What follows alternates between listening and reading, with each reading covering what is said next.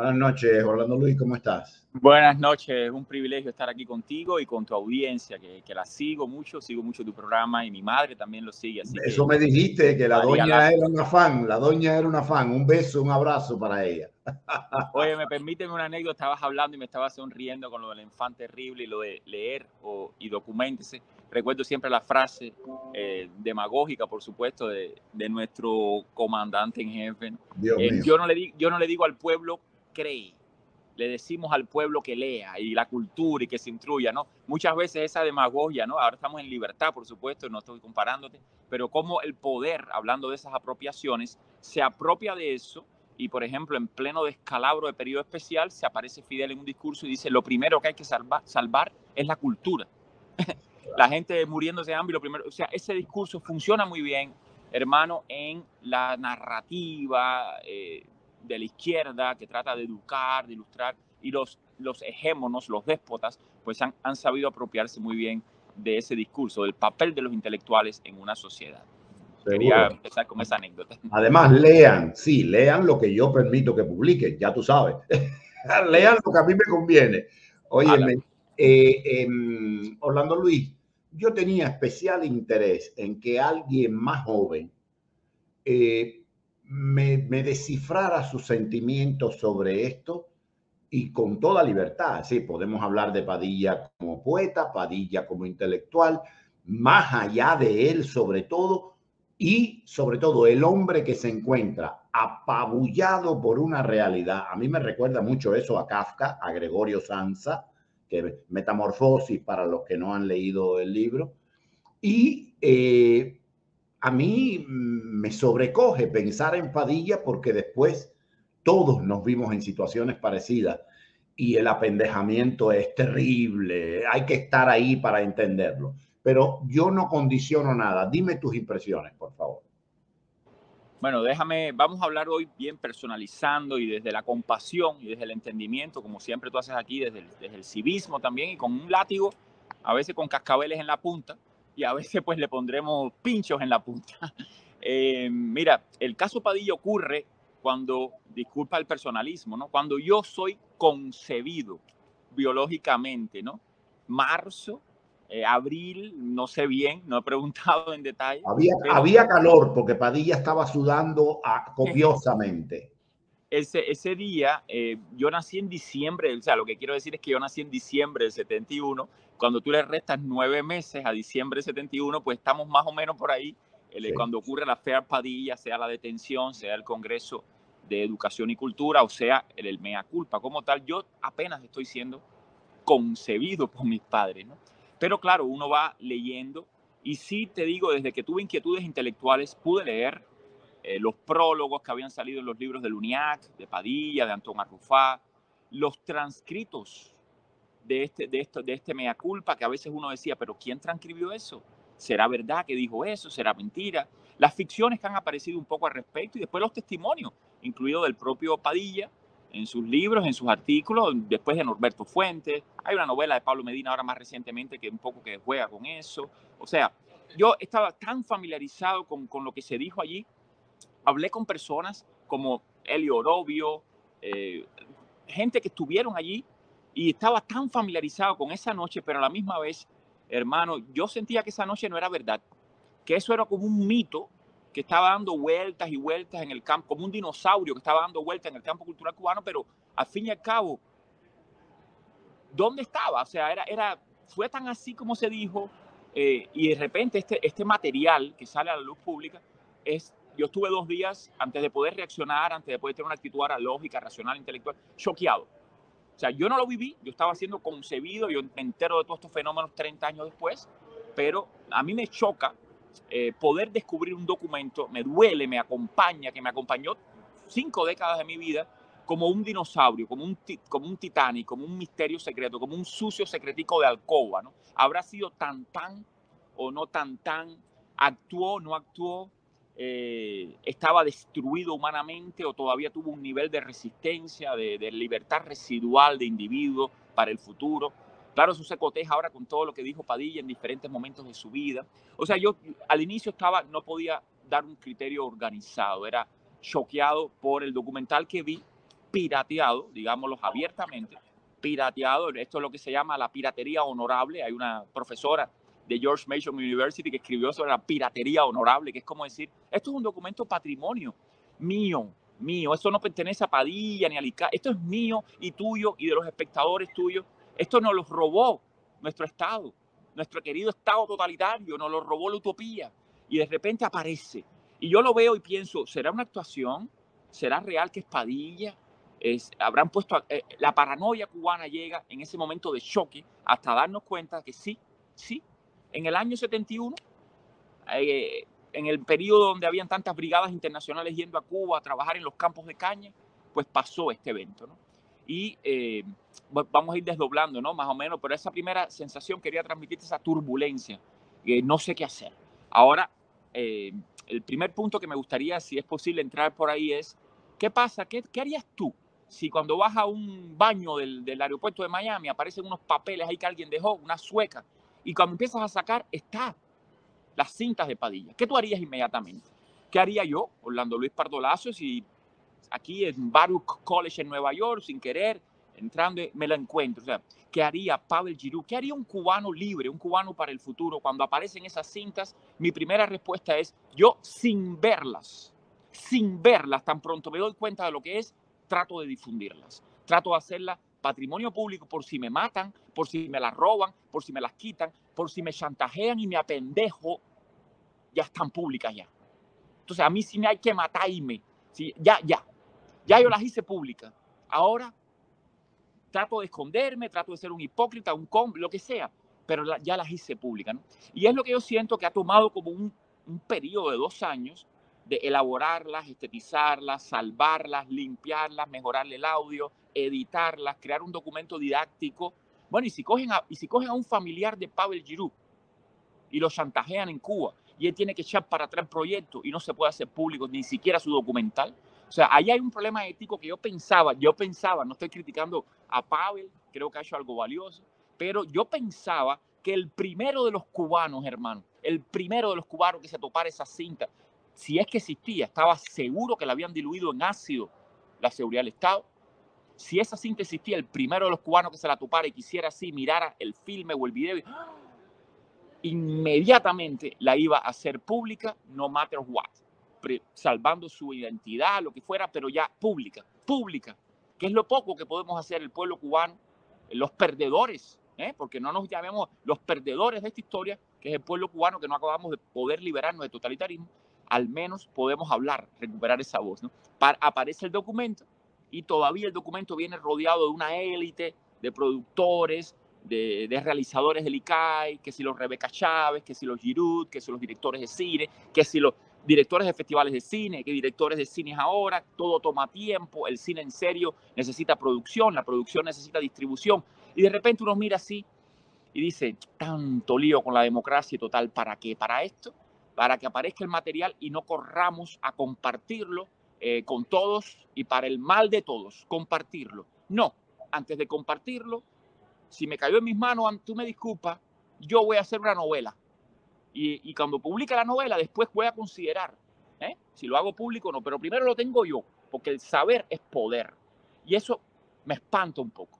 Te repito, no estamos aquí para criticar yo no estoy aquí para criticar a Pavel, pero me espanta un poco que lo primero que se me ocurra a mí ante ese tesoro robado, pirateado, arañado al totalitarismo, sea proteger la cadena de informantes o de filtradores, protegerlo todo, volver a tapar, como mismo el castrismo es una tapadera, ¿no? La utopía misma es una tapadera, todo se tapa. Entonces, me decepciona un poco que el primer gesto haya sido de elaboración, de creación artística, ética, industrial incluso. Muy bien, esa es tu carrera. Pero es que Martí hablaba de las cuentas pigmeas de los exiliados. Él de Martí, que era un látigo, ¿no? Le decía, ¿qué haces con una cuenta pigmea en el exilio cuando la manigua te está llamando, ¿no? Martí estaba llamando a arruinar a los exiliados, ¿no? En una guerra para crear una nación. Si no, no vamos a hablar más de la nación. Entonces, en esta guerra cultural, y cierro aquí, aparece una bala, aparece una bomba, aparece algo que no meritaba esperar un par de años y todavía incluso ahora que se libera y que sigamos sin ver las 4 horas originales, sigamos sin saber exactamente o sea, no necesitamos una dramaturgia ni una explicación para niños en un documental. Necesitábamos ver el Rush completo, como Andy Warhol lo hubiera hecho. 16 horas. Si ahí estuvo Reinaldo Arenas y no se murió, y ahí estuvo Viñero Piñera, y estuvo Norberto y César. Ahí estuvieron todos 4 o 5 horas. Yo quiero estar en esa unidad 4 o 5 horas de nuevo, sudando. Y un poco Pavel nos dice, no, espera, primero la elaboración estética, el discurso, la comparación de épocas, un cierto mensaje ideológico de nuestro lado, fuego amigo, o sea, fuego amigo. Pavel no está trabajando a favor del gobierno cubano, está trabajando a favor de la libertad, pero todavía le exijo más, ¿no? Es como decir, trabaja a favor de la libertad, dejándonos a ver a nosotros lo que es nuestro. Y sí, no me gustó, sí, no me gustó que me mandara, Pavel me mandara al ICAI, hablaremos de eso después. En algunos comentarios dice, no, puedes pedírselo al ICAI. Bueno, coño. Okay. Yo quiero explicarle, porque como sabes, salimos por varias plataformas y hay personas que no tienen idea, no porque sean tontos, como siempre digo, sino porque el conocimiento se ha multiplicado por 1000 en los últimos 5 años y no hay cerebro que aguante esto. Nosotros porque somos unos tarados que lo vivimos y por eso no, pero porque no nos queda más remedio. La persona que tiene otro tipo de vida, que viene de otro avatar, es muy posible que no conozca el caso. Lo primero que yo quiero hacer en síntesis, Eberto Padilla, un poeta cubano, una persona que se identificó a la llegada de Fidel Castro como tantos otros, no es como yo, que vengo de familia comunista, aunque tenía nada más que 3 años, pero bueno, dicen que de chiquito no se vale, pero sí. Y tanto nos identificamos con eso, viaja por Europa y estas cosas, la revolución, el régimen, la junta ladrona de Virán, piensa que él puede ser un buen enviado, pero el hombre, como pasa mucho con los artistas, empieza a ver la realidad cubana desde lo profundo de su sensibilidad y escribe algunos poemas que oye, a lo mejor hoy hasta se publicarían en Cuba, fíjate, pero bueno, escribe algunos y le partió para arriba la seguridad del Estado e hicieron una causa célebre en la que él tuvo que retractarse por horas sudando copiosamente en el mejor estilo staliniano para entender, no estoy solo haciendo un resumen, no quiero ningunear lo que pudo haber pasado Padilla porque me lo imagino. Y esto, como yo decía, creó la ruptura de una parte de la intelectualidad internacional que hasta el momento, y lo repito, se limpió el arco del triunfo con los fusilados, con los torturados, con los muertos. Ah, pero cuando le tocaron a uno de ellos a correr liberales del Perico. Oye, ¿cómo se parece esto a lo de Paquito de Rivera con Chucho? Era intransigente hasta que vino el Negrón. Cuando vino el Negrón, ya llegó mi primo. Como decían los papás con Kun, llegó mamá, llegó papá, a Cachita le da la gana. Y ya se le olvidó la intransigencia. Pero bueno, vamos a dejar el venenazo. Entonces, esto era para que tuviéramos una idea de quién era Eberto Padilla y vamos a ver una foto posterior, ya Eberto más maduro, posterior a ese desastre que tuvo que sufrir, un ostracismo en Cuba. ¿Para qué contarle? Ahora, Orlando Luis, esta reacción que tú dices de los que hicieron el film, del secretismo y esto, ¿no es en última instancia el reflejo de lo que somos nosotros por de dónde venimos? ¿O tú piensas que esta es una justificación cobarde mía? No, bueno, yo creo que es hora de romper nuestra idiosincrasia. Estamos en el siglo XXI. Estamos ya en el primer cuarto de siglo de un siglo que va a ser nuestra cripta, Todos los cubanos que estamos aquí no vamos a llegar al 22, no vamos a llegar siquiera al 100º aniversario de nuestra gloriosa revolución. O sea, estamos en el futuro. A mí me gusta repetir eso, ¿no? Por lo menos por mi generación, por mi edad, estamos en el futuro y sería hora de comportarnos un poco en contra de lo que nosotros somos, en contra de la tradición, tratando de buscar generar individuos libres de otra naturaleza. Y cada momento de la vida es como un pequeño evangelio donde dice, coño, sí, yo haría esto, pero deja ver si yo puedo ir contra mi instinto, contra mi tradición, contra lo que se espera que haga. Deja ver si me puedo comportar diferente y apuntar hacia un sentido histórico, ¿no? De decir, yo me siento aquí conectado con el 71 y me siento conectado con el 2071 y esta cinta no va a formar parte de circuitos comerciales, etcétera, no va a terminar en un Oscar. No. Ese puede ser mi carrera, pero hay un material anterior a ese que no te pertenece, que no es propiedad privada tuya, que no es copyright tuyo, que no lo filmaste ni invertiste un centavo, que sería lo lógico, la lógica, que no invertiste nada para obtenerlo y que te llega precisamente como parte de la cultura tapiñada, ¿no? Lo mismo se tapiña un homosexual, que se tapiña un racista en el poder en Cuba, que se tapiña un supremacista, que se tapiña un criminal. Entonces, esa cultura de la tapiñadera, es hora de levantar un poco la tapa y comportarnos, estoy hablando de mí también, comportarnos con un poco más de transparencia, ¿no? Y decir, no, espérate. Documentales, a mí, no, espérate un momentico, no me vengas, no, ni la productora, ni el crowdfunding, ni fondos privados, para nada de eso. Hay un material que va a ser inmediatamente liberado. Y tal vez cuando yo haga mi documental, ya hay 3 documentales que se hicieron primero. Y va a haber suficientes comentarios y todo esto va a estar ocurriendo antes de que se haya hecho el documental de Pavel Giroux. Porque ahora, de alguna manera, este programa también es promoción para Pavel Giroux. Este programa también es ya está pagado por Pavel Giroux, si se quiere, porque estamos hablando de esto por Pavel Giroux. Y yo quería decir, y lo digo con amor y con respeto, ¿no? Porque está de nuestra parte, que Pavel Giroux y el Affair Padilla no tienen nada que ver. Pavel Giroux no puede aportar nada a la Affair Padilla. Como mismo, muchos de nosotros no podemos aportar nada, somos espectadores, ¿no? Simplemente hay un espectador privilegiado que nos ha cogido la ventaja. Pasó primero, la caja de crayola estaba abierta y se robó el plumón azul. Y bueno, ahora hay un documental y parece que ahora parece que Pavel Giroux tiene algo que decir sobre Padilla. Yo diría con respeto, no.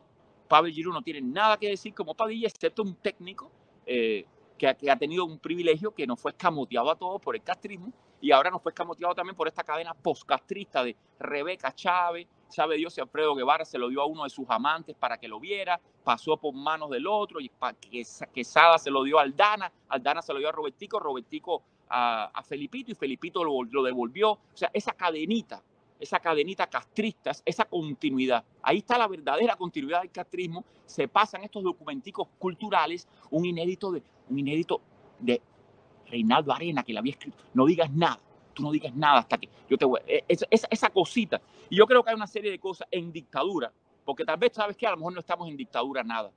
A lo mejor estamos en un régimen normal, todo el mundo hizo cine en Cuba, todo el mundo escribió en Cuba, me incluye a mí. Tal vez no estamos en ninguna dictadura.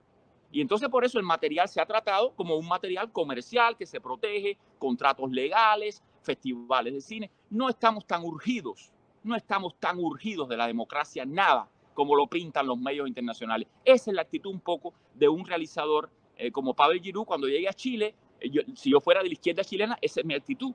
No mataron a Padilla, Padilla salió al exilio, lo abrazan al final ahí en Luniac, el realizador está haciendo una gira por el mundo. No parece que estemos con la pistola en la cabeza. Y a mí me gustaría que los intelectuales se comportaran como si de verdad la pistola estuviera en nuestra cabeza. Y si no existe esa pistola, hay que inventarla. Porque fueron 50 años, coño.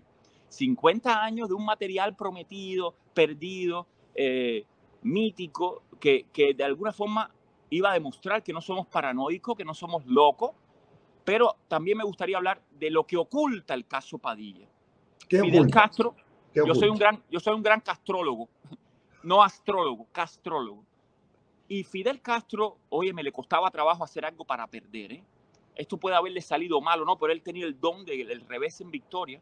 El caso Padilla ocultó y propició esa ruptura con la izquierda. Yo te diría, hermano, era imprescindible para la revolución cubana. Mira mi lectura. Le pesaba. Era importante romper ese peso. Era un fardo insoportable, tú dices. Que se quedaran con la revolución cubana nada más los incondicionales, los tracatanes, los lamebotas, y se quedaron.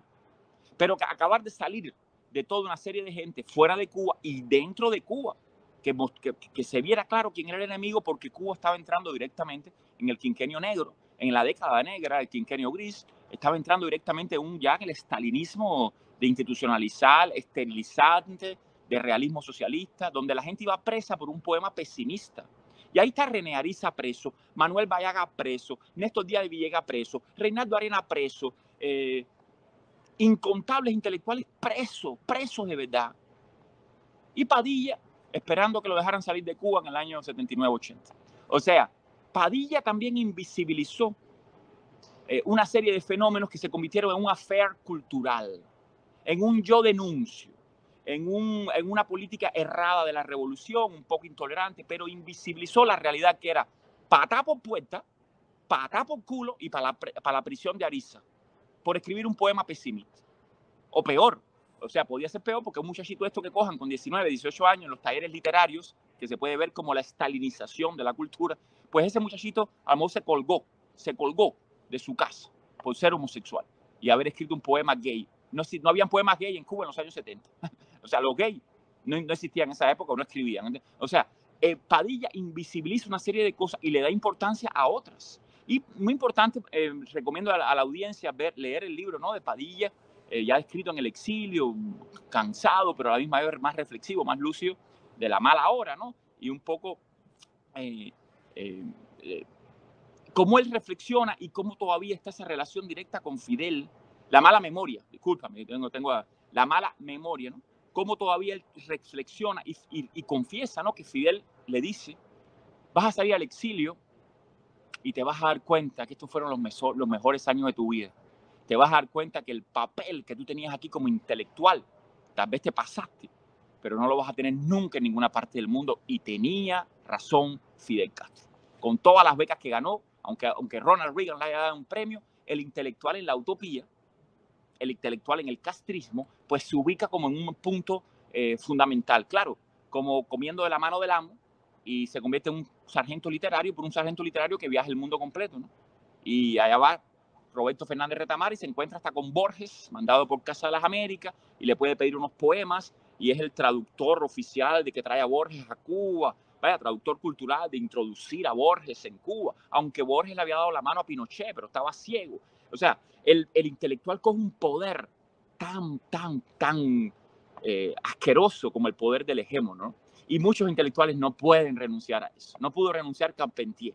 ¿Qué podemos esperar de otro? O sea, es muy rico saber que la labor intelectual está siendo reconocida por el Estado al máximo nivel. Padilla, como enfant terrible, también era parte de eso. Era un enfant terrible que le hubiera encantado, en mi opinión, que el castrismo hubiera durado 100 años, como en la Unión Soviética, ¿no?, que durara para siempre. No se podía predecir el colapso del comunismo, que siempre hubiera comunismo para él siempre poder ser un poco ese enfant terrible que critica la visión utópica, que critica el discurso colectivista. El personaje de Edmundo Desnoes en Memorias del Subdesarrollo, la novela escrita y la película después, Memorias del Subdesarrollo, ese personaje también es un enfant terrible, es un burgués, un desclasado, mira desde afuera, habla de Hiroshima, ve el miedo nuclear, ve los planes de Fidel como locos, desquiciados, pero él está ahí, ¿no? Él quiere mirar desde adentro todo lo que está pasando. Eso primero que todo es inevitable, es una visión crítica de la Revolución Cubana, pero de alguna manera es una visión que legitima la Revolución Cubana como fenómeno político, a partir del cual tiene una clase intelectual que siempre es más incómoda, que siempre está más inquieta. Y por eso Fidel tiene que hablarles directamente a los intelectuales y reunirse con ellos, nacionales e internacionales. O sea, esa relación directa, irrenunciable del intelectual cubano con el poder. Coño, no le dan la mano a Pinochet, pero si Fidel, hay que hacerle un favor sexual a Fidel, se lo hubieran hecho. Sí se lo hubieran hecho. Ahora, no hizo más bien que mal la osadía de Padilla de ponerse a escribir esos poemas, o hizo más mal que bien. Porque lo cierto, no importa ahora, vamos a olvidarnos ahora de lo que a Fidel le convenía. Y yo coincido bastante contigo en eso de que se quitó el pesado fardo de la amistad. A veces la amistad y el amor pesan terriblemente. Sobre todo cuando la mona no quiere cargar al monito. Con el perdón de las monas, que la estoy comparando con Fidel Castro. Pero ¿tú no crees que de todas maneras el hecho que Padilla haya emborronado esas páginas y haya hecho esta cosa es mejor que haya ocurrido a que no haya ocurrido? Sí, yo miro a Padilla con amor, yo miro a Padilla con compasión, yo quiero a Padilla.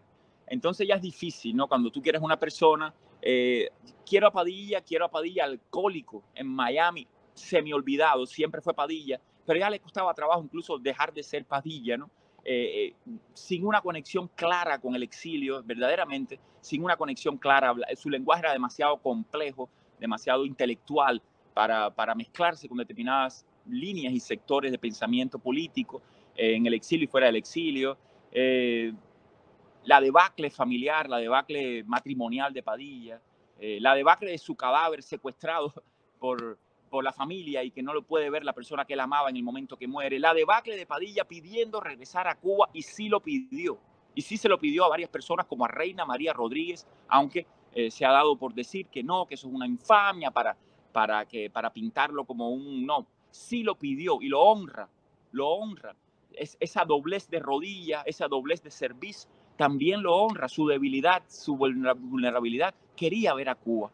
Padilla quería volver a ver a Cuba. Sí, señor. Como tantos exiliados y tantas esposas y esposos que no se atreven a decir en familia. Yo conozco algunos casos. A mí me gustaría, antes de morir, mirar a Cuba. Y coño, el viejito mira para el lado, el viejito amable, el abuelito amable, dice: no comas mierda, para que los comunistas te coman ahí, mientras tú no vas nunca más a Cuba. Y yo digo, coño, ¿no será también el matrimonio, como dicen a veces los radicales de izquierda? ¿No es el matrimonio también una institución burguesa represiva? ¿Por qué el abuelo de 86 años, maravilloso, le va a decir a la abuela de 84 esa respuesta? ¿Se conocen esos dos cubanos después de una vida completa en Cuba y fuera de Cuba? O sea, esa visión de que todos nos metemos en una cámara de gas los unos a los otros y le imponemos cosas, Padilla, yo lo veo con compasión en medio de todo eso. Sí quiso volver a Cuba y eso lo honra. La tragedia fue terrible. Sí, no lo demerita. Su amor por Cuba lo honra, no lo demerita. Su debilidad ante el poder lo honra, no lo demerita. Y para responder tu pregunta, su poesía es superior a la poesía de muchos de su generación y lo honra, no lo demerita. Sus articulitos, su bobería provinciana como la de todos en Cuba, su creerse que un artículo en Le Monde o lo que dijo Verde Olivo o las conferencias con Fidel, sí, era el patético provincianismo del que todos fueron parte de alguna manera, y estábamos como que los libres ya se habían ido de Cuba, los libres ya se habían ido de Cuba. En esa misma reunión está Reinaldo Arenas, por ejemplo, ¿no? Aguantando una columna, no sé si ustedes lo han visto, pronto esto se tiene que liberar y si no lo libero yo y ya, y pago el precio. Se ve Reinaldo Arenas, ¿sabes? Cuando ponemos una mano, lo voy a hacer aquí, déjame ver si te puedo hacer, cuando ponemos una mano en una pared y tú estás hablando y yo te estoy hablando en esta conferencia, ¿sí? Y él, pero ahora es una metáfora, da la impresión que Reinaldo Arenas está aguantando la sala villena para que no se le caiga el techo arriba una vez. ¿Hasta cuándo es la mierda esta? ¿Hasta cuándo tengo que comerme esto yo, no? Y es interesante ese gesto corporal de Reinaldo Arenas. Inmediatamente Reinaldo Arenas no comió miedo. Salió, sigue siendo un homosexual furibundo, se metió en problemas políticos, publicó libros fuera de Cuba sin permiso, terminó en la cárcel y tuvo que exiliarse. O sea, el caso Padilla aterrorizó a los que tenían un corazón aterrorizable en Cuba, pero a muchas otras personas, y se ve ahí en los abrazos, no los aterrorizó, estaban dispuestos a tener un espíritu de resistencia al sistema. Ahora, antes que anochezca y se te caiga la batería, hay dos escuelas de pensamiento respecto al caso Padilla. Por lo menos dos, por lo menos. Una que dice, el tipo se apendejó, cosa que es lo más humano del mundo, cuidado. El tipo se apendejó y dijo lo que le dijeron que dijera, habló hasta por los codos. Hay otra escuela de pensamiento y yo miraba el material que tú viste y decía, coño, ¿será verdad eso? Y hay momentos en que incluso a mí me parece que él ironiza y está diciendo todo lo contrario de lo que sus palabras dicen con la semántica y no con el léxico. Es decir, que Padilla llega, y ahí es donde me sedujo y me erotizó como poeta. Ahí. Vaya, si hay algo por lo que yo le puedo perdonar casi cualquier cosa, y si no estoy equivocado, yo soy un pobre negrito emigrado, a mí no me hagas caso. Pero a mí me pareció que Padilla fue uno de los pocos seres humanos que en ese momento durísimo de su vida descuarejingó el idioma y puso el léxico por un lado, pero la semántica por el lado totalmente contrario. Partió el medallón del péndulo y lo hizo ir en ambas direcciones. ¿esto es verdad o es Sí. una masturbación mental mía? Sí, pero primero que todo, este documental tiene que verlo todo el mundo, esto tiene que salir, difundirse más, hay algunos canales que ya lo tienen, está en el paquete, en La Habana, ya está circulando en el paquete. Y ahora Jorge Ferrer acaba de liberar algunos de los rushes originales, de las filmaciones originales en su canal Jorge Ferrer en YouTube. Se pueden ver ahí con menor calidad porque no tiene un trabajo de postproducción, pero se puede ver. Hay que verlo, ustedes tienen que verlo, las personas que están mirando este espacio maravilloso, para poder tener un criterio. Yo coincido contigo. El discurso de Padilla es demasiado, en su simplonería, es demasiado complejo para que sea un guión de la seguridad del Estado. Él está retorciendo, dándole una vuelta de tuerca. Yo te podría decir que además de ironizar, de que eso muestre un absurdo ahí natural, piñeriano, de Ionesco, un absurdo que emerge inmediatamente en su palabra. Tal vez estaba nervioso porque sabía la operación que estaba teniendo lugar, que estaba haciendo él. También advierte a las personas, no la advertencia de denunciarlos, el poeta que es obligado a denunciar a otros. Cuando él se refiere a su esposa en aquel momento, por ejemplo, Belkis Kusamale, que después fue su esposa durante otros años de exilio, él le dice, Belkis, tú no me negarías, ¿verdad? Tú no dirías nada y me negarías, como que le está dejando saber, no digas nada, no me contradigas ahora, no hagas nada, déjame salir de esto yo solito. Él viene de seguridad del Estado, él no viene del hogar. Esto no es un discurso pactado en familia, esto es un discurso entre la ficción del Estado totalitario fascista y la ficción de un individuo tratando de sobrevivir. Entonces, en esa advertencia de él que parece que ha denunciado a su mujer, realmente la está advirtiendo. Yo viví una cosa muy parecida, salvando las diferencias literarias y de represión, cuando en una estación policial me estaban amenazando a mí de que yo estaba bajo investigación y que tenía que ir a Villamarista porque había un proceso de contrabando y de drogas y que me habían mencionado mi nombre, y me lo dicen a mí. Cuando entra mi novia a la estación policial, esto es marzo del año 2012, lo primero que yo le digo, porque no sabía qué tiempo iba a estar ella presente, le digo, Silvia, quiero advertirte que sí, que hay una investigación finalmente por el tema de las drogas y por el tema del contrabando, y quiero que sepas que sí, que de eso se trata. O sea, una persona que no supiera lo que está pasando es como que estoy confesándole algo, como que estoy tal vez amenazándola, pero yo quería que Silvia, por si acaso le iban a dejar salir a la calle, ya supiera ella que había un tema de drogas y de contrabando y que había una gran operación falsa, burlesca contra mí para dejarme preso. Eventualmente todo era mentira, me habían amenazado con esa investigación y era mentira, pero yo tuve que hacer un mecanismo idéntico al de Padilla. Tan pronto entra la persona querida, la persona amada, tú no le puedes decir, Silvia, Silvia. No.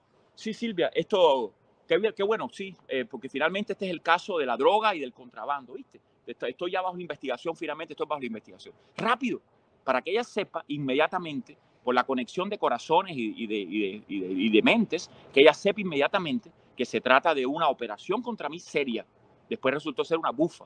Padilla llega y, bueno, invitamos a la audiencia a ver eso y le advierte, cuando le habla a Belki, tú no vas a hablar aquí nada, tú no debes contradecir nada, no me contradecirías si yo te dijera todas las... Y como que le está diciendo, no te metas en esto, sígueme y sigue la cadencia esta de revolución que va a ser mejor para todos.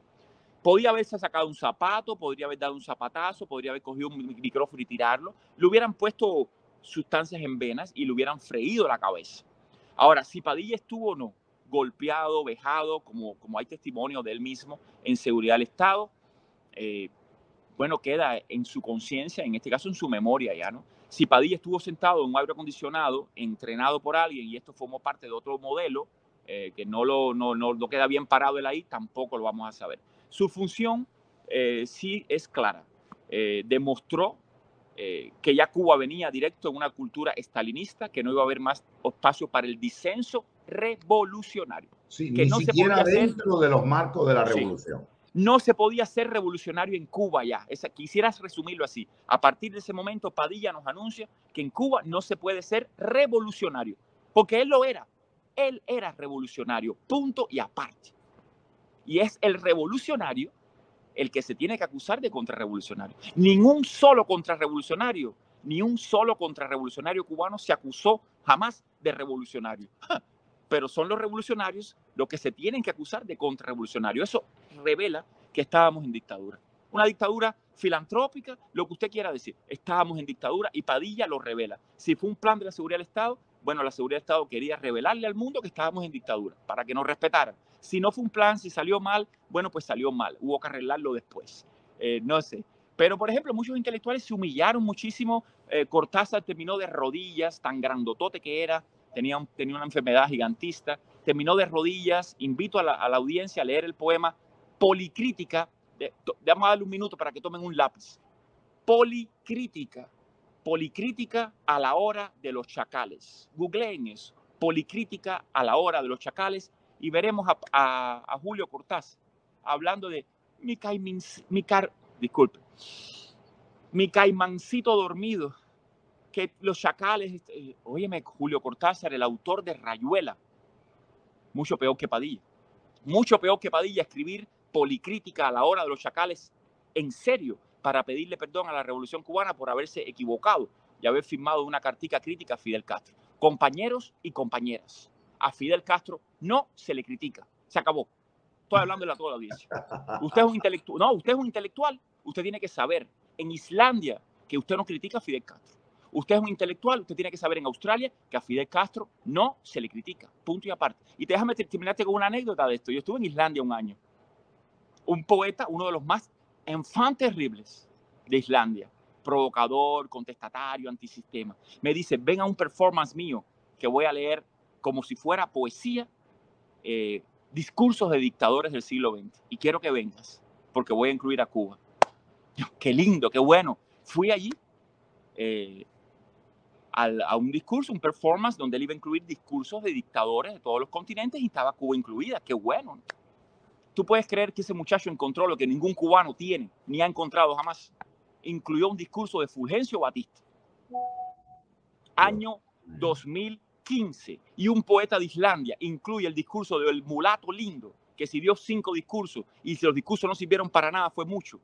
Y que si estuvo en el poder dictatorialmente 5 años fue mucho, aunque era un dictador criminal. Eso está fuera de duda, asesinó. O sea, ¿qué importancia política tiene Fulgencio Batista? Después de 60 años de Fidel Castro, no podías haber hecho un chiste, al menos con Fidel Castro. Y leer las palabras de los intelectuales un pedazo como si fuera un poema. No, espérate, yo soy un poeta islandés, yo no me voy a meter con Fidel Castro. Y estamos hablando del año 2015-2016. Ya se estaba muriendo Fidel Castro. En Islandia, Reykjavik. Sí, señor.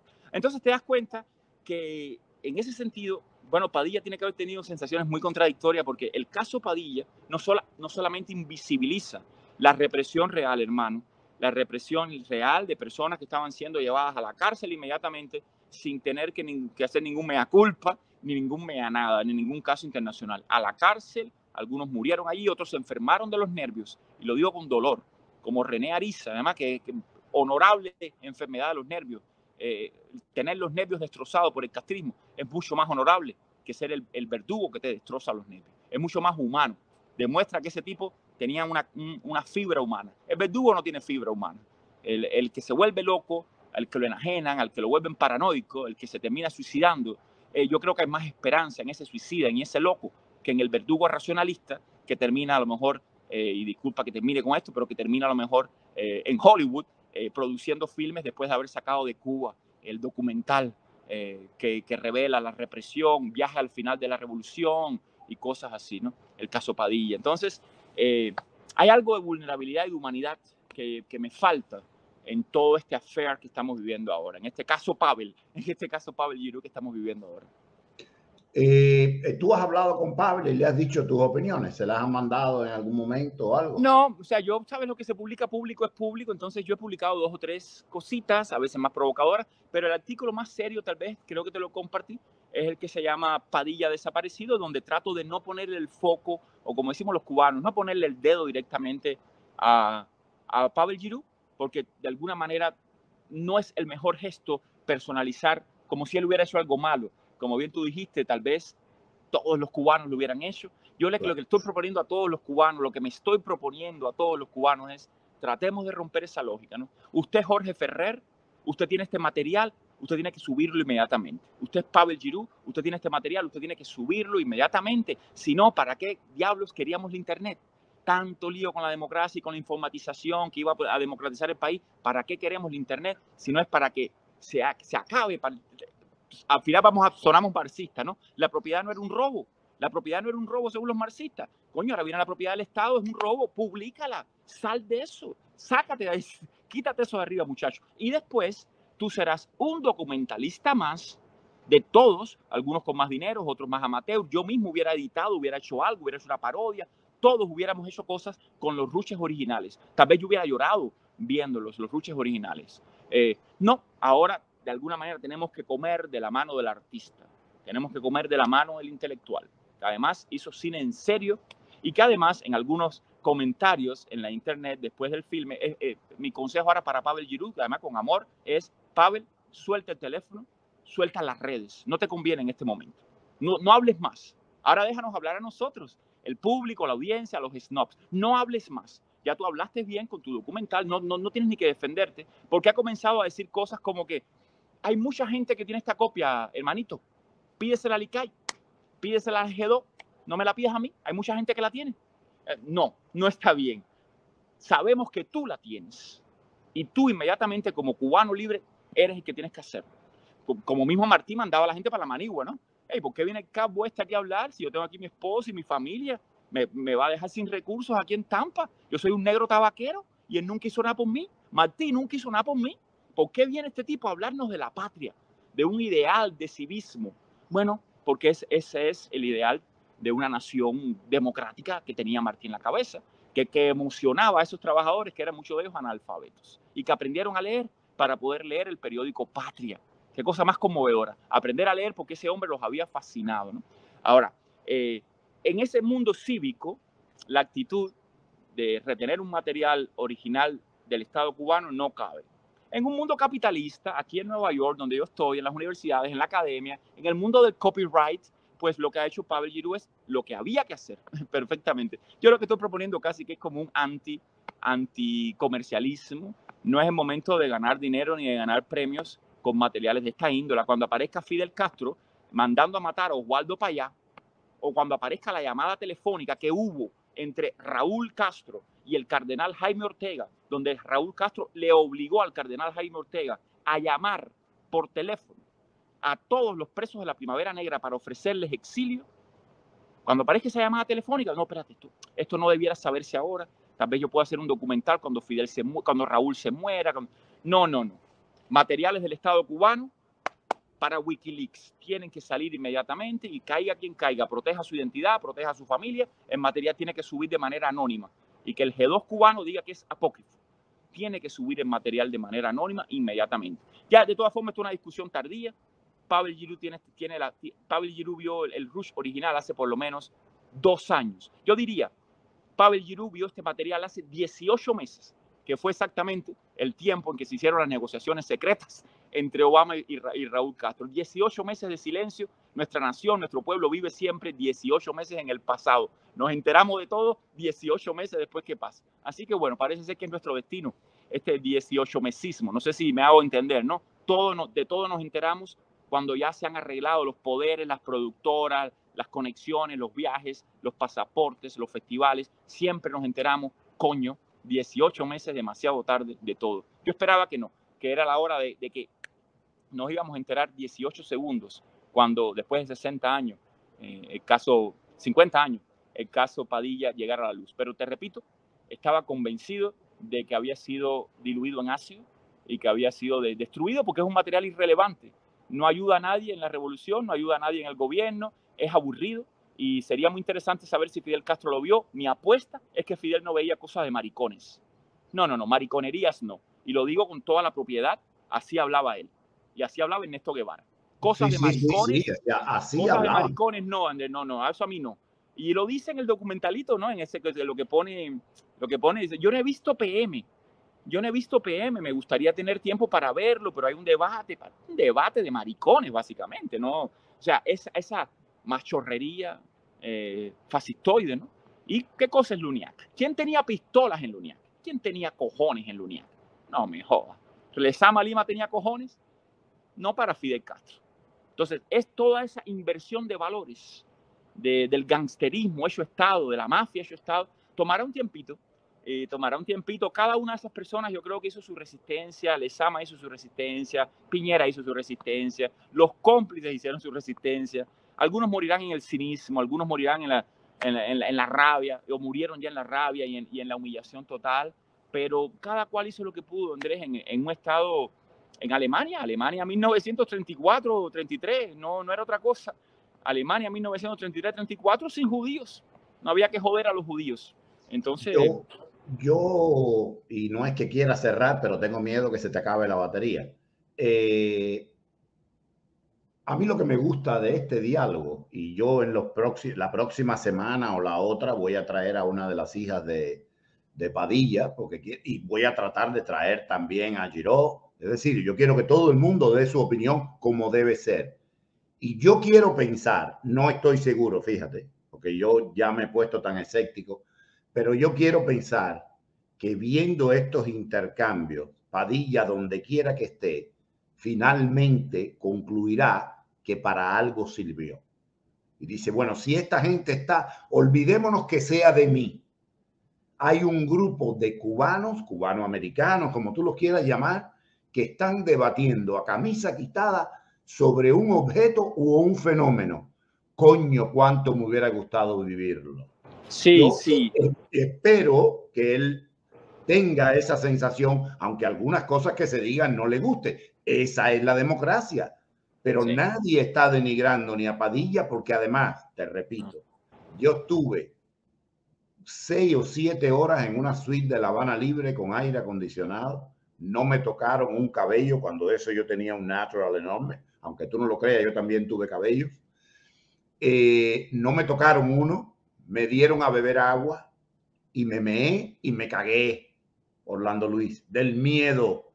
Así que si a Padilla lo tuvieron días, oye, para juzgar lo que un hombre siente en la soledad de su cautiverio, sabiendo bien que pueden acabar contigo y te tiran en una cuneta y no pasa nada, hay que haberlo sufrido.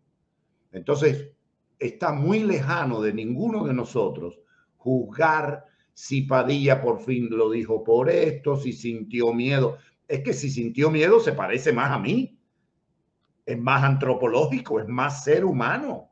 Es lógico que piense en su esposa. Yo no sé si ya tenía alguno de sus hijos, en sus angelitos. Es lo que le viene a uno a la mente cuando está en esos momentos tan duros. Entonces, lejos de ser un reclamo de pedigrí ni de echarle a nadie, aquí lo que se está analizando el tema por todas sus aristas, el pantalón virado por dentro y por fuera, como seguramente a Padilla le hubiera gustado que se hiciera. Adelante. Sí, absolutamente, absolutamente. O sea, tiene que ser un mensaje de amor por el otro, tiene que serlo. Recordándole, y te repito, todo el mundo tiene que tratar de ver esto, pero recordando pequeñas escenas, hay un momento en que Eberto Padilla acusa, al que verdaderamente acusa es de miembro de la seguridad del Estado, a Norberto. ¿Cómo se lo dice? ¿Cómo le dice? Chivatón.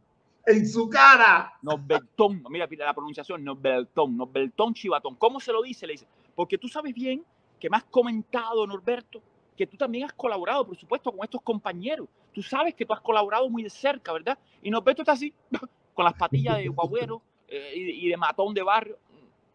Pero ¿cómo vas a decir que yo soy de la seguridad? Come mierda, eso no se dice. Y se lo dice.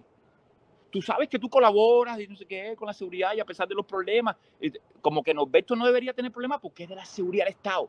Le dijo chivatón, pero en el momento en que su narrativa era que decirle que alguien era de la seguridad del Estado era un elogio. Sí, hay otro momento delicioso, en mi opinión, no queremos imponerle una lectura, una hermenéutica aquí a Padilla, cuando él dice que los compañeros de la seguridad del Estado no eran cayucos. No. Estaban bien educados. A mí eso me pareció una gran jodedera, la verdad. Maravilloso. ¿De dónde sacan estas personas, estos jóvenes que están bien educados, que saben, que tienen una lógica?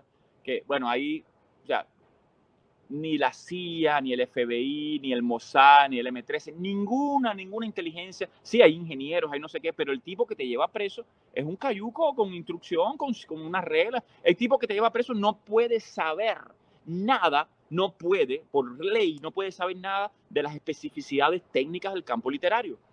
De lo contrario, el campo literario completo es una mierda y la UNIAC es una mierda. Y Padilla de alguna manera está diciendo, la UNIAC es una mierda. Los que saben de poesía, incluso los que les sugieren, ahí no se ve en el documental, pero en el escrito, transcrito que yo vi, los que les sugieren que coja otros temas como la primavera, son los compañeros de la Seguridad del Estado. Eso es maravilloso. Esa es la pica eléctrica que le pusieron en los órganos genitales a las personas en Chile. Es esa pica eléctrica, decirle primavera. Y usted ve, bueno, Pavel termina con ese plano donde Padilla ya destruido, ¿no? O por lo menos en esa representación de él, dice, qué increíble. Hasta la primavera ha escrito un poema, ¿no? Ahí es para llorar, ¿no? Como que lo sintió, no lo sintió, pero que la primavera de qué, chico. Los poemas no se escriben a la primavera. Puede que no se escriba. ¿Qué sabe la Seguridad del Estado de primavera? Si en Cuba no hay ni primavera. O sea, ahí todo eso se emerge. Todo eso emerge. Dice, este hombre, cualquiera que haya sido el diálogo que haya tenido, con o sin primavera, está diciendo, la Seguridad del Estado a partir de ahora es la que determina los temas de la literatura cubana. Eso lo dice Padilla con esa ironía, con esa sumisión, ¿no? Y bueno, pues después hay otros diálogos que ocurren, hay interrupciones, está Portuondo ahí como que no sabe agarrar esos toros. Se ven algunas personas como David Bussi, bueno, Pablo Armando Fernández, Lacayísimo, César López, hecho tierra a partir de ese momento. Bueno, emerge el actor y el público y los que iban a llevar ese mensaje. Recordemos, por favor, para darle contexto, que el Congreso de Educación y Cultura está inmediatamente teniendo lugar y que Antón Arrufat, que no tiene nada que ver con esto, que no lo acusaron, ¿no? Pero que su libro, Los 7 contra Tebas, había tenido problemas políticos. Antón Arrufat termina en una biblioteca pública 10 años, ¿no? En Marianao. Recordemos que el jovencito, flaquito, chinito, revolucionario, miliciano, Eduardo Eras León, termina 10 años en la Antillana de Acero del Cotorro por escribir libros revolucionarios, estrictamente revolucionarios, como La Guerra tuvo 6 nombres y como Los Pasos en la Hierba de Eduardo Eras León. Son libros de guerra donde la revolución gana, pero el héroe en un momento tiene como una duda, un miedo, una inclinación literaria y ya eso era suficiente para que el libro fuera estigmatizado y el autor también. O sea, esa década se inaugura ahí y recordemos que personas arruinaron sus vidas. Eduardo resucitó, Antón resucitó, Delfín Prats resucitó. ¿Dónde estaba Delfín Prats ese día? El Premio Nacional de Literatura cubano Delfín Prats, holguinero, con su libro Lenguaje de Mudos. ¿Dónde estaba ese día? A lo mejor estaba en un calabozo. A lo mejor le estaban metiendo una buena patada por el trasero ese día. A Padilla no, ¿verdad? Entonces como que es un contexto bien complicado y se demostró, por desgracia hay que decirlo así, con respeto para todos, que nuestra clase intelectual ya estaba completamente, ya no había lunes de revolución, ya no había ilusión de apertura a todos los sectores progresistas del mundo. Ya Allen Ginsberg había ido a Cuba, había tratado de fornicar libremente con su identidad bisexual, había tratado de fumar marihuana libremente con su identidad de abrir el mundo y le habían dado una patada también por el culo, lo habían deportado de Cuba a un poeta de la izquierda intransigente y radical de Estados Unidos. Lo habían votado de Cuba por ser de izquierda, no por ser capitalista. Oscar Lewis, el antropólogo norteamericano, había estado investigando sobre la pobreza en Cuba, el tema del nuevo hombre, y lo habían votado por saboteador y agente de la CIA en el año 70. O sea, ahí estaba ocurriendo el horror plenamente, y este caso de alguna forma lo resume de una manera intelectual, ¿no? Los poetas no nos podemos poner a jugar a concursitos, ni a discursos en fan terrible, pero aquí, mal que bien, no ha pasado nada. Hay abrazos, eso me sorprendió. Hay abrazos al final de la jornada, saludan a Padilla, bueno, compadre, ya lo hiciste, todo está bien, no ha pasado nada. Padilla después pierde el trabajo, lo mandan a trabajar para el campo, por allá por Cienfuegos. Recomiendo, hermanos, si pueden leer una crónica de Néstor Díaz de Villegas, publicada hoy en Yucca Byte, el sitio Yucca Byte. Néstor Díaz de Villegas está colaborando ahí, él hace todo un análisis cultural muy irónico y muy paródico, pero donde pone a Padilla como una gran figura contracultural que hizo, como que le viró la tortilla. Dice, si Fidel Castro hubiera tenido lo que tuvo en el año 89, que era ver a Ochoa en tiempo real, durante el mea culpa, pues Fidel Castro mismo hubiera abierto la puerta, eso maricón que estás haciendo, y lo hubiera estrangulado. O sea, aquí no hay hombre, manden a callar al come mierda este. Sí, O sea, porque le que, boicoteó. sí, Padilla, a mi eso no juicio, era. le boicoteó Sí, la cosa. esto no era para 2 horas, es importante decirlo. El caso Padilla no era para 2 horas ni para 4 horas en la UNIAC. Eso era media hora, decir lo que pasó y vete, y tal vez, ¿sabes qué? Tal vez lo hubieran metido preso. Muy típico del castrismo. Si Padilla va allí y hace una cosita sencilla y reconoce lo que él era, que era un criminal y que no había nada más nada que decir, tal vez inmediatamente allá mismo afuera de la UNIAC lo hubieran metido preso 5 años. Sí. Pero como no pasó eso, como el criminal se representó como un supercriminal, y para usar la metáfora de Virgilio Piñera, el siervo no dijo que era siervo, dijo que era siervo servil. Eso es una cita de Virgilio Piñera. Quiero que me llames siervo servil. No quiero ser más tu siervo, quiero ser el siervo servil. Entonces, esa locura de Piñera en el teatro de los siervos, que el siervo quiera que el poder lo llame siervo servil, el poder solamente quiere que tú seas su siervo. No, quiero que el mundo sepa que soy un siervo que sirve. Y con ese juego, Padilla tal vez se salvó la vida. Tal vez se ganó el exilio porque era demasiado, después de ese mea culpa, meterlo preso. Era demasiado, tal vez. No sé. Mira cuántas teorías hemos manejado, ¿no? No, es que, mira, evidentemente algo se le fue de las manos a la dictadura ahí. Padilla fue mucho Padilla, y nunca lo sabremos, porque para eso habría que preguntarle, e incluso preguntándole a lo mejor te decía lo que tú sabías que querías oír. Pero yo tengo la impresión de que el intelectual se fornicó a los barbudos, pero big time, se los comió. Estoy seguro que cuando Alfredo Guevara vio eso, dijo, ¿qué hemos hecho? Porque no era tonto Alfredo, ¿eh? Debió haber dicho, ¿qué hemos hecho? ¿Cómo permitimos que este hombre nos robara la ofensiva de esta manera? Nunca lo sabremos, Orlando Luis. Nunca. En el año 2000 tanto, con Antonio José Ponte, el escritor, intelectual, ensayista cubano, uno de los editores de Diario de Cuba, Antonio José Ponte, exiliado ya, todavía Abel Prieto y los directivos de la UNIAC usaban ese lenguaje de tener cuidado. Cintio Vitier, en diálogo con Abel Prieto, esto le llega directamente a Antonio José Ponte, ¿no? Dice, tenemos que tener cuidado con Ponte, hay que reventarlo y hay que sacarlo de Cuba, pero tenemos que tener cuidado porque él no puede salir como otro Padilla. Fíjate tú el cinismo de Estado, ¿eh? Haya sido un error o haya sido lo que sea, pero el gobierno no quería crear otro Padilla, aunque tuvieran que matarte, pero no como Padilla. No se te va a dar el micrófono más. Es un error, se lo estoy diciendo ahora aquí al compañero presidente Miguel Díaz-Canel Bermúdez, es un error darle el micrófono a los siervos, porque alguno de esos siervos, César López, que ya falleció, Miguel Barné, pero alguno de esos siervos, a veces intempestivos, se puede convertir en un siervo servil. Y yo sé que no se puede, a lo mejor no se entiende bien lo que estoy diciendo. Leamos la obra Los Siervos de Virgilio Piñera, donde una obra del año 55, sin castrismo en Cuba, y después Virgilio Piñera nunca se atrevió a publicar Los Siervos en Cuba mientras estuvo vivo, porque la obra demostraba claramente que el esclavo, y también lo dice en uno de los poemas de Berto Padilla, a veces el esclavo, el sumiso, el abyecto, cuando hace de esa abyección un gesto, deja muy mal parado al abyector, al victimario, ¿no? Y yo creo que algo de eso pasó en esa noche, que me da mucho privilegio haber estado vivo y ser contemporáneo de todos los cubanos vivos, y pudimos ver lo que Fidel Castro no quería que viéramos. Es una pequeña victoria para el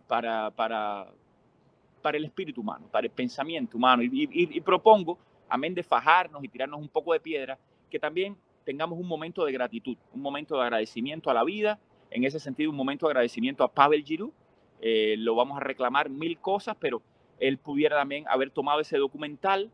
Vamos a poner esta situación hipotética, yo soy Pavel Giroux, tomo el documental, lo veo y lo devuelvo a las autoridades pertinentes, como tenía que haber hecho, según le tocaba por regulación. Ese documental hay que devolverlo, salió de Cubanacán, salió de una escuela de cine, hay que devolverlo y dejar claro que hay una filtración y ayudar al Estado cubano a que esto no pase más. Esa es la actitud que tenía que haber hecho Pavel Giroux según el castrismo.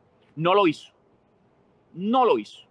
trató de hacerse el cineasta, trató de hacerse la carrera, pues muy bien por esa parte, porque nos ha permitido que empiece la filtración, que empiece la diarrea a correr fílmica y que el castrismo una vez más tenga que ponerse a la defensiva. Ahora, nunca olvidar, amigos, que con el totalitarismo cantar victoria puede ser un gesto equivocado. Como mismo estamos diciendo esto, yo puedo poner plan B. Puede que en la alta directiva de nuestra revolución alguien haya decidido que es el momento de hacer catarsis, que era el momento de salir de este hueso podrido en la garganta de la revolución para poder movernos hacia el futuro con mayor continuidad, con mayor, a lo mejor hay un cambio de presidente, a lo mejor hay esto, y movernos hacia el futuro y que ya los debates de Padilla no jodan más como siguen jodiendo.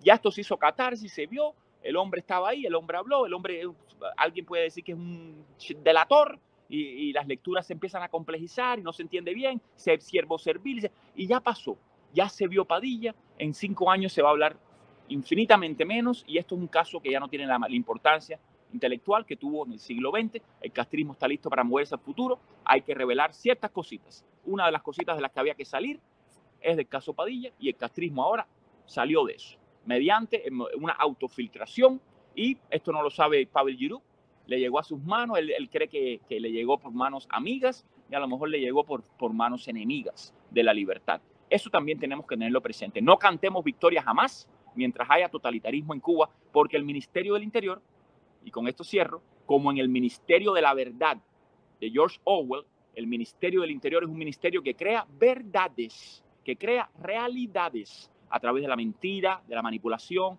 Ellos crean realidades, crean disidencias, crean protestas, crean fracasos que los puedan usar para algo que no sabemos. O sea, tenemos que tener cuidado porque un ministerio del interior como el totalitario que tenemos en Cuba crea realidades y no es tan fácil ganarle, así como robarle la pelota y nos la llevamos. No es tan fácil. Muchas veces hay departamentos que se encargan de que en este momento los cubanos, y así termino yo mi columna de Hipermedia, estamos todos ahora en la sala UNIAC, en vez de 100 cubanos somos 100.000 cubanos y todos estamos un poco haciendo la última catarsis que nos corresponde, como varias generaciones, para movernos, pasar la página y la página de los próximos 5 años de revolución, nos entretenemos un poco, no hablamos más de Díaz-Canel, no hablamos más de presos políticos por un tiempo porque Padilla está de nuevo en los titulares. Y entonces tenemos que no olvidarnos de que en este momento más importante que Padilla, infinitamente más importante que Padilla, es un adolescente de 18 años preso en Cuba, que no sabe escribir bien y que nunca va a leer a Padilla y que no sabe lo que es el caso Padilla. Ese muchachito salió a las calles el 11 de julio sin saber por qué o sabiéndolo, y es más importante en este momento que Berto Padilla, porque está vivo, porque está en Cuba, porque su familia está arrasada y porque representa la esperanza de un pueblo que quiere liberarse y a la misma vez la decepción de un pueblo que al tratar de liberarse no pudo,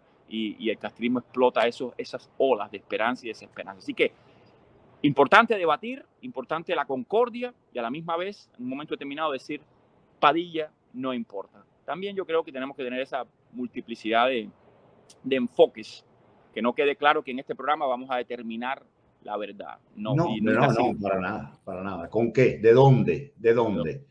Orlando Luis, la batería se portó bien. Antes que se caiga, te quiero dar un abrazo fuerte a tu mamá.